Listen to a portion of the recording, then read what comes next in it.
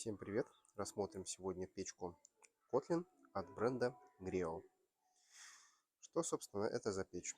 Это у нас стальная топка от компании Aston, топка Aston Vertical в облицовке из 4-сантиметровых плит талькохлорида. Облицовочку рассмотрим поближе. Сняты фаски, чтобы не кололись края. У талька приятная текстура. Он в данном случае полирован водой. Можно заказать аналогичную модель в полировке щетками. Станет чуть более грубая, может быть немного более светлая. Ну, каждому свое. Симпатичная. Не очень высокого размера печка. Собственно, я к ней вот так подхожу. И она мне, ну, скажем так, по грудную клетку. 1,20 м высотой. Рассмотрим сердце печи поближе. Еще раз. Сердцем печи является стальная топка компании Everest. Точнее бренда Aston. Это топка Vertical. Стекло у нас прямое, посажено на точку. На двери есть уплотнительный шнурок. Ответного паза нету, но дверь стальная, поэтому достаточно ровная и должна прижиматься хорошо. Шнурочек. Стеклом тоже присутствует. То есть само по себе дверь можно назвать газоплотной и очень даже аккуратной. Рассмотрим топочную камеру поближе. Топочная камера путирована плитами вермикулита, как у всего модельного ряда отопительных приборов компании Aston. Ну, точнее, отопительных печей каминов компании Aston. Отбойник. Интересно, что у нее их два. Первый, он съемный, отбойник из вермикулита. Дальше, если присмотреться, мы увидим конвекционные трубы, проходящие через дымосборник.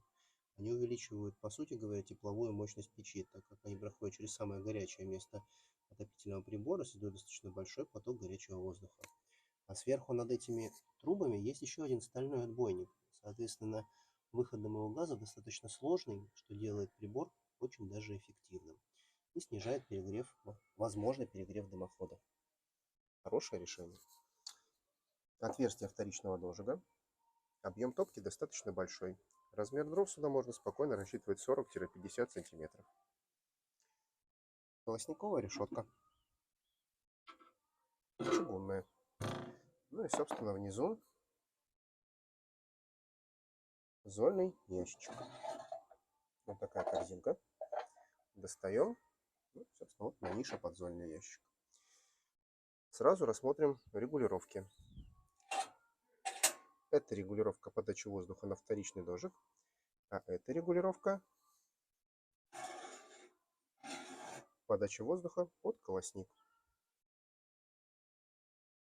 Также у печи, у данной топки, то есть, присутствует встроенный шибер. Патрубок дымохода, кстати, у нас 150-й. Если дымоход для данного прибора тоже может быть не очень дорогой. Сейчас покажу вам печку сзади, чтобы понять, как она выглядит на живую. Вот такая стальная топка с серебрением для жесткости корпуса. Ну, вот они, собственно, эти трубы, проходящие через дымосборник печи. Этот карман – это приток воздуха на заднюю стенку. Соответственно, воздух у нас приходит туда снизу, проходит через заднюю стенку, нагревается и попадает в топку уже разогретым. Хорошее, эффективное, простое, добротное решение. Что можно сказать за такой ценник? Это у нас на декабрь 2023 года. Это крайне интересное, удобное, хорошее решение среди теплоемких печей.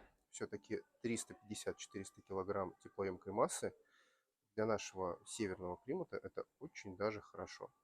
А топка внутри простая, конечно, но достаточно эффективно сделанная, интересная топочка. Собственно, всем рекомендую к рассмотрению, рекомендую к магазинам на витрину, ну и, собственно, рекомендуйте покупателям. Всем спасибо.